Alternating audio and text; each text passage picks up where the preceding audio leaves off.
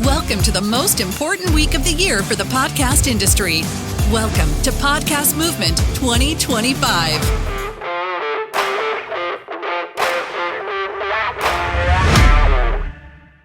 Hello, everybody. My name is Brooke. And I'm Jeremiah, also known as Bang.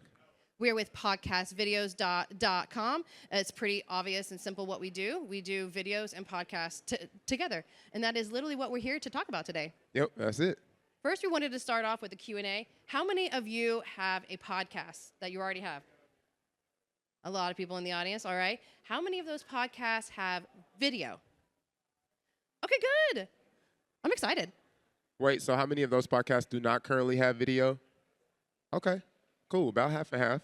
That's good. Yeah, that's exciting. No, I like it. That's exciting. We're ahead of the curve. So, you guys, this is an alarming statistic, at least to me, but it says that on average, we watch 100 minutes of video a day. There was a more alarming statistic that I considered putting on this slide, but it says 100 billion hours of content, video content specifically, is streamed daily on YouTube. And so it's mind-blowing just to see how fast video is being adopted and how much is being used.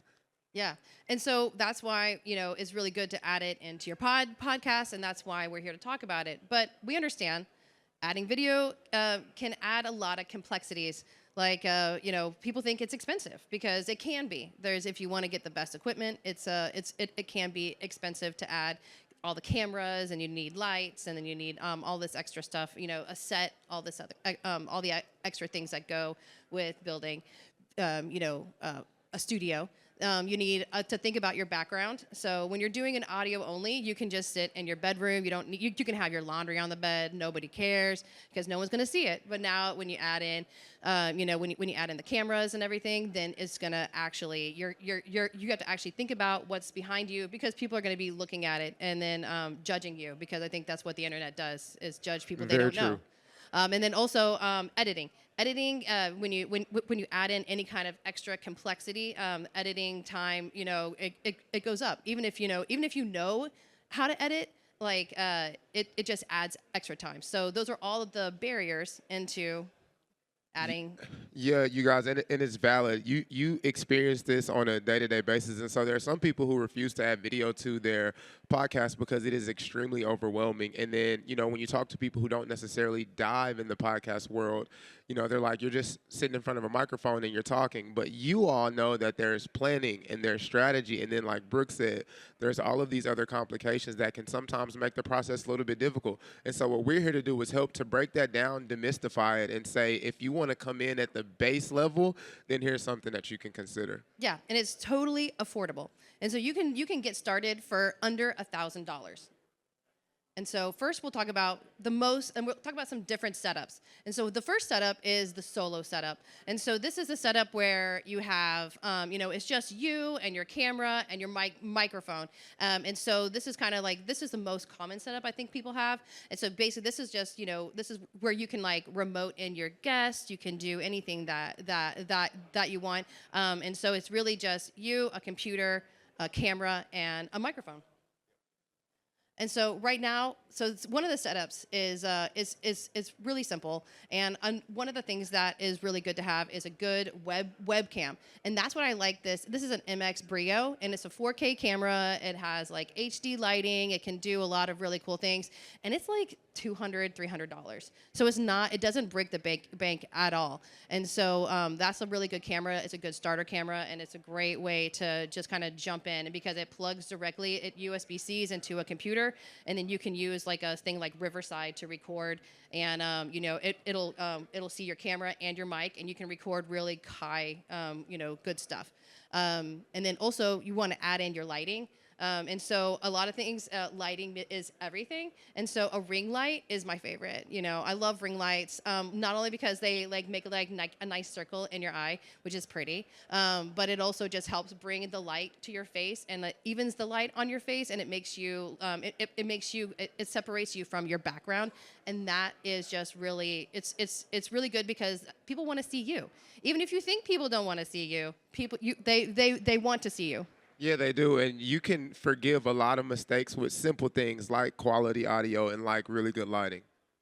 Yeah, and another thing to think about is where that mic is. And a lot of people have the the mic stands that pull in and out, and those look really cool. But they start at like $100, and you don't actually need one. All you need is like a mic stand that has an extension to where it's coming up, and it's like it's eye level with not eye level, but mouth level with you, because you want to make sure you're not like hunched over and like talking to your mic. You want to be up and looking at the camera and just being really eye level with it. So just, I mean, a mic stand like that is like $30. It's a Gator, and it's a good mic stand, and you can just have your mic and just have it mouth level with you, which is makes it really easy to understand.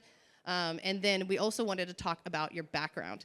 And so the background, this lovely man that's here, he's a friend of ours, Brandon Marcello. He works for CBS Sports, and he does a lot of, I guess he goes online from his house, and when and we talked to him about his background and why he chooses the things he does.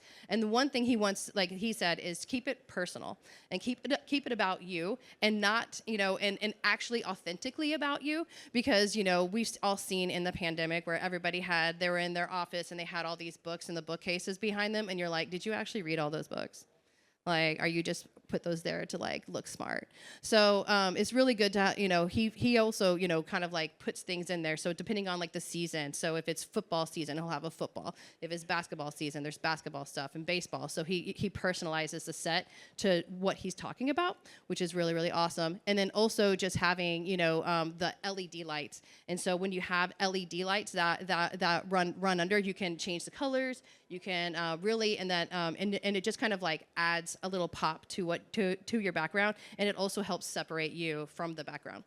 Yeah, and I would say, you guys, everything that we're talking about, it can get extremely overwhelming, or you can break it down to its simplest form. So take me, for example. The other day, I was recording a video, and I did 30 takes because I couldn't get my background right.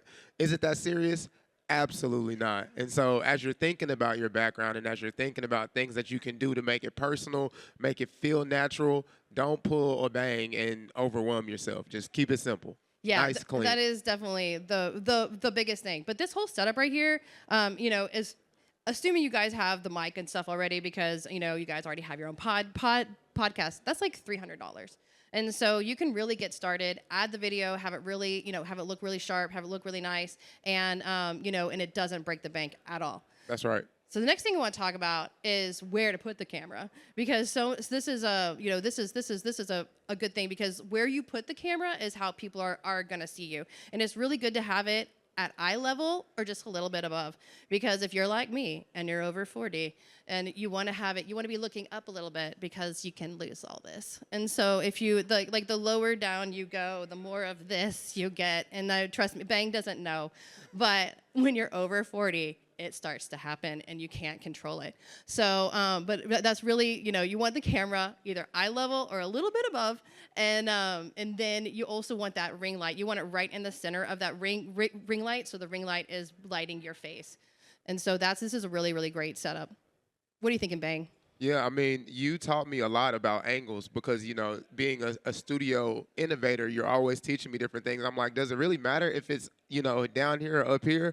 But I have seen that the more flattering, you can get your angle, then obviously the better your video looks to you and to other people. So I'm just over here smiling because I'm like, you're right about that. Yeah. Here's an example. Here's an example. So like this is an example where where you can have you have a good angle and good light, and it can really just help make you look really nice on camera. And I get it. Video is one of those where when you see yourself on camera, like everyone says that the camera adds 10 pounds, but I swear it adds like 50.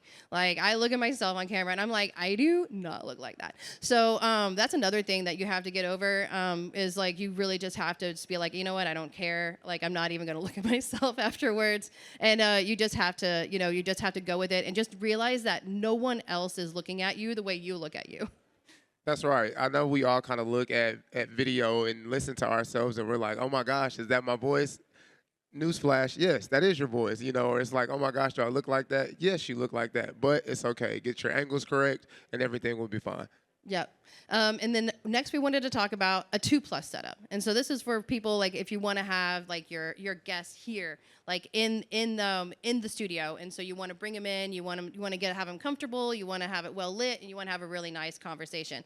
And so you can have this same setup And we recommend just using the furniture you have to do it. You don't have to go and like buy furniture off of Wayfair or Temu. Just use what you have, and this is how to set it up.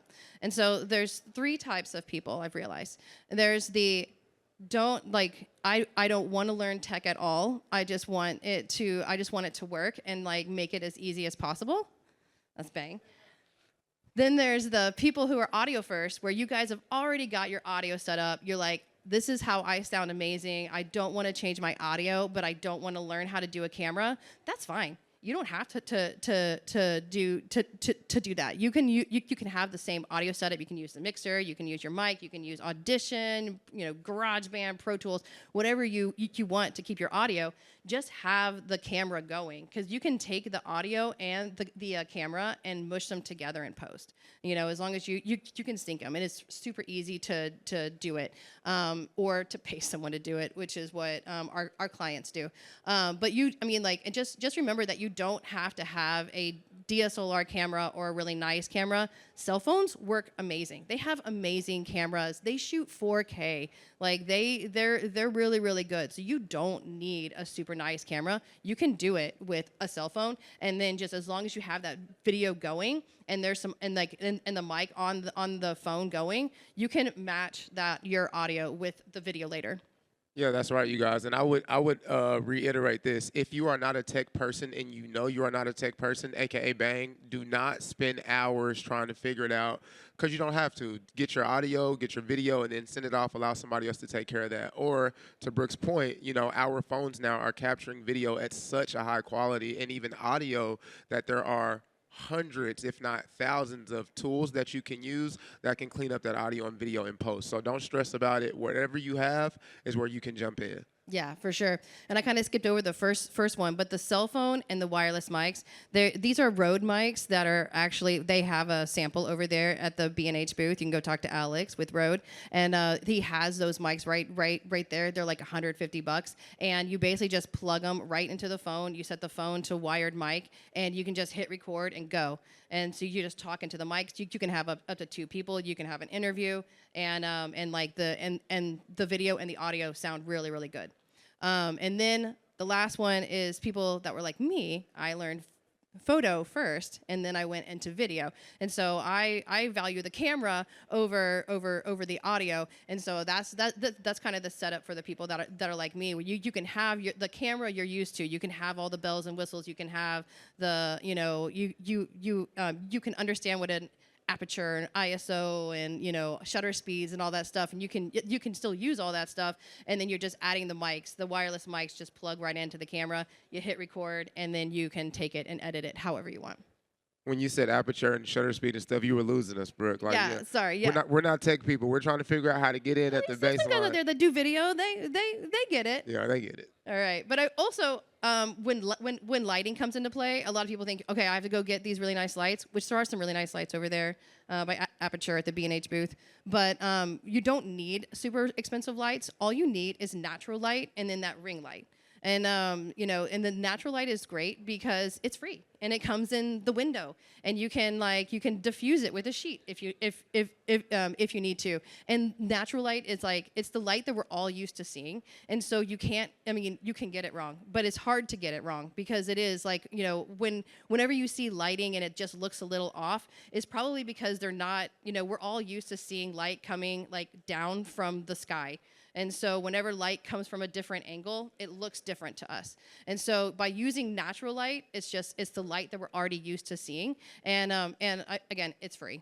That's why I love it. Yeah, you guys, if you're like me, sometimes I struggle with the paralysis of analysis. And so I got all these big ideas, and I think there's a lot of he's laughing back there because he gets it. There's a lot of different things that you want to do, but it's like, man, I can't record because I don't have this nice light. But you know what you do have?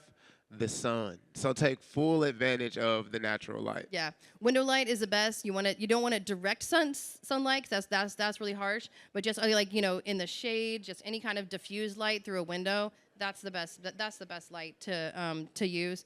And then you don't have to worry about buying lights. The best. But we always recommend a ring light because the ring light is what brings in, it fills in like your shadows and everything like that, and it highlights your face, and which is again what everybody wants to see. And then also with backgrounds, again, simple backgrounds.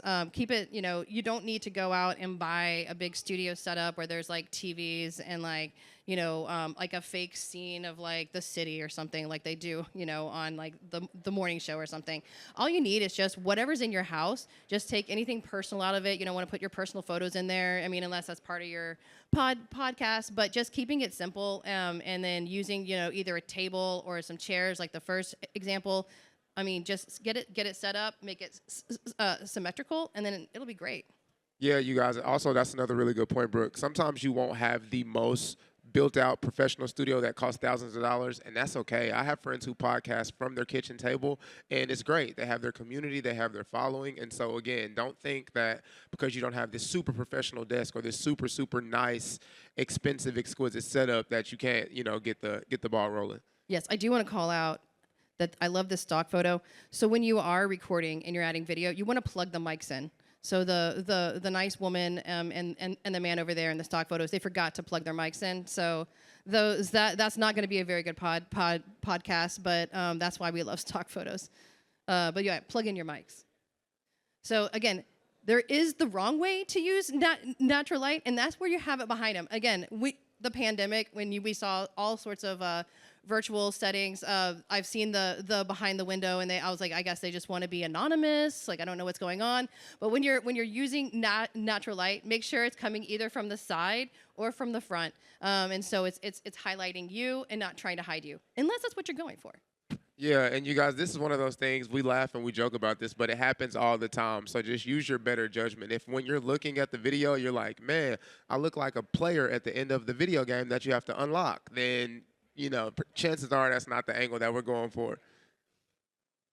The next thing we want to talk about is editing, because editing is another beast that people, can get intimidated by, but there's a lot of tools out there that can make this easy.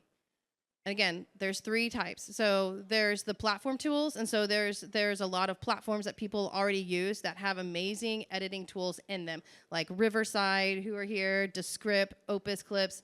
All of these softwares will actually help you, and you record into them, or you can upload your video into them, and you can actually use it to edit. And it makes it super easy. There's drag and drop, and there's all sorts of fun features. And then they have AI tools to help you enhance the audio, enhance everything about it. So it's a really good thing. I'm the type of person, I think recording is fun, but editing is where it takes the fun out of it if I have to do it myself. And so I would say to you guys, if you're into that and you're looking for a new skill and you want to add that to your tool belt, then absolutely take full advantage of these tools and figure out how to do it. But if you're like me and you don't want to learn, don't do it. Pass it off to somebody else. Let them do the editing for you. Yeah, again, and then, but if you are like me and you want to know how all this software works, there is you can break into the editing software. So like if you're already using Audition, you already have that Creative Cloud. Premiere Pro is available, and YouTube University is there to help teach you how to use it, and you can get in and use it. There's a lot of AI tools, and this one that will help you as well. And there's also DaVinci, which is the one below it. It's free to go to a certain level, and there's a lot of AI tools in there that can help make editing super easy. And then there's Final Cut Pro. The next one is Do It For Me, which is where you pay someone like podcastvideos.com. Or we have another one of our friends that's here, Bourbon Barrel Podcast. There's a lot of places here that will edit the video for you, where basically you record it, you send it over, and we'll edit it for you, just based on your notes.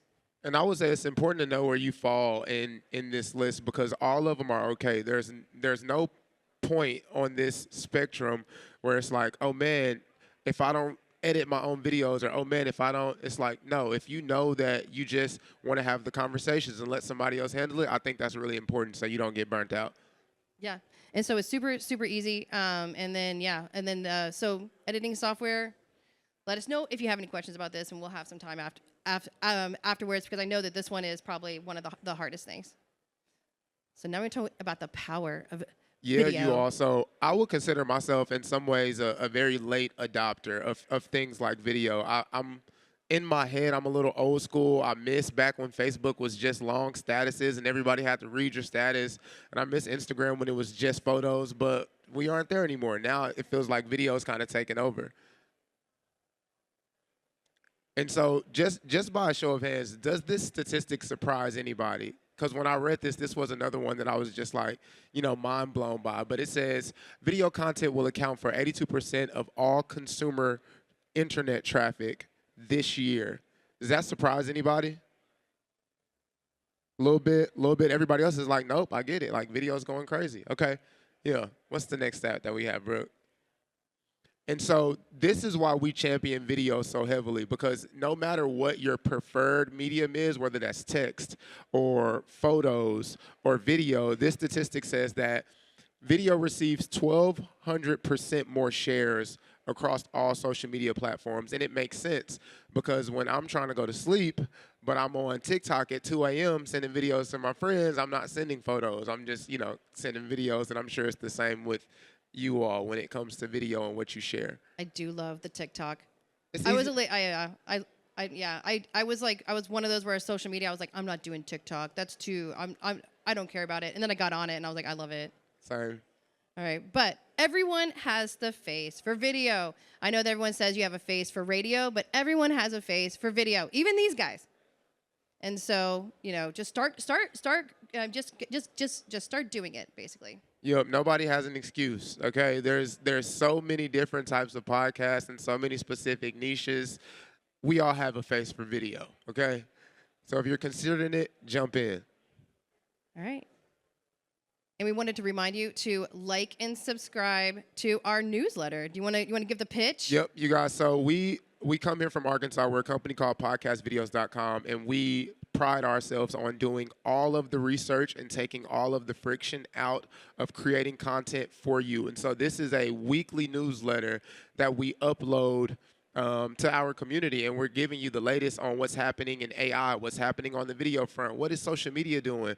We don't want that to be a barrier for you guys, or we don't even want you to have to go collect all the research. So our website is a living document that's daily updated with information, and we compile all of that and put it in a newsletter and send it directly to you. We're also open to any feedback or suggestions that you all might want to see. So subscribe to the newsletter and potentially have opportunity to win 100 books.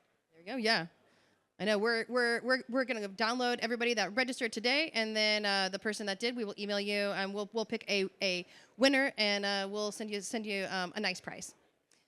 All right, this concludes our presentation. Does anybody have any questions? Oh, she's got a mic. So I work for a financial services firm. I'm the only guy in the firm that doesn't handle the money. I'm the one who handles the podcasting. And I've been doing audio podcasting with the CEO now for I'd say about a year, and it works. He wants to get into video, and that's what I'm doing here. But the thing is, he wants it to look good. So I'm buying the cameras. I'm buying the ring lights. I'm buying everything that's a little bit more up level. My question to you is, though, how do you account for, like, the studio is in a corner office with a fluorescent light and a window that brings in more fluorescent light. How do I counteract that without shadows? You would turn off the light. You always want to turn your above lights off. So you would have a ring light, maybe some side lights to come in, and you can get GVM is great, and they make really inexpensive lights, and you can just kind of have like some LED lights that come in, and then you just want to put up like a shade over the window. And do you recommend natural light 5600K for this sort of thing, or is it soft? It depends. That's a personal choice, like what you like. As long as your camera is white balance is balanced to what the lights are at, it'll look fine. Okay. One more question I've got. I'm sorry, I know others do. When it comes to how you structure it, he wants a 2-shot, like the Joe Rogan experience. He wants like a 2-camera shot. I'd rather not buy a switcher because I have no clue how to work those things. Does Riverside or anybody provide any kind of like auto? Can you put 2 sources in Riverside? I know you can put 1 in per account. Yeah, Riverside, I don't think yet. I think that they're working on stuff like that where you can put in the like dual cameras and dual mics, but it's not. I don't think it's out yet. What you would do is just record to an SD card on each camera, and then you edit together. You put it together in post. Okay, Yeah. how do you do that? Yeah, podcastvideos.com. Okay. But yeah, also DaVinci has a really good AI tool where you can build you right click and it builds a multicam setting, and then it has an AI bot that will cut it for you. Okay, thank you. I'll say this as well. First of all, really, really good questions. 90% of podcasts don't make it past episode 3. And so I don't say that to be, like harsh, but I will say focus on your content, the structure of the show, like the lighting, making it kind of look cool, and then what you're communicating to your audience and your community. And I think the story, will kind of carry you through more so than the bells and whistles right now. Because if you got a good camera, like I said, you got decent light, but you have a phenomenal story, then everything else will take care of itself, I think. Oh, I actually thought of one more tip. Shoot in 4K and edit in 1080, because then you can just use one wide shot and you can zoom in when you're editing. That's what I was gonna say. Yep. Because when you shoot in 4K, the picture is really, really big, and then when you edit in 1080, you can like shrink the picture without losing, without making it look pixelated, and so you can zoom it in to each person. So you only need one camera angle, but it will look like 3 when you edit. Does that make sense? Yeah. You don't have to do that. Well, no. What she's saying is you can shoot one shot, and if you record it in 4K, then you can take that main clip and zoom in on each person that's talking. In Premiere or in the post, even I think in Riverside, when you you're can editing. zoom in. So it's just one shot, but you can zoom in when you edit. Oh, it's fine. Yep, we can no, talk you're after. good. You're good. I'm Good looking at question. it. We've got another question. Yeah, go for it. Hi. So I have another kind of lighting question also. Yeah. We have thousands of dollars of lighting equipment. In our studio, we have 2 windows, one's on this kind of wall and the other's on this kind of wall. And the lighting just never looks right. No matter if we use our super expensive, the air type ones or ring lights or the natural lights. And I think part of it, too, is we have a log cabin because we're in Alaska. So it almost projects kind of an orange reflection. Is there any way for us to kind of set that up in a better way? Yeah, I would work on the white balance, on the find the K scale that looks the best, because you can turn it down. You can even as long as your K scale, it will make it basically you set it to be a little more orange, but it makes that color white in your camera, if that makes sense. Okay, yeah, that totally does. Yeah. How much are you doing in post as well? Is it Post editing? Yeah, when you edit the video, how much color grading and stuff do you do? I don't know, because I don't Okay. typically do that editing from when the camera, but on my phone, I know I can get a better lighting system, but we also have the super nice cameras, and it just, when we use the super nice cameras, it's always kind of an orange tone happening. Yeah, yeah. I would dial down that K scale to match the lighting going on. Okay. You just make it a little more orange. Yeah, and come and find us after this too, because I got some ideas that'll take a long time to say. So. And thank you, Calvin, for agreeing with me.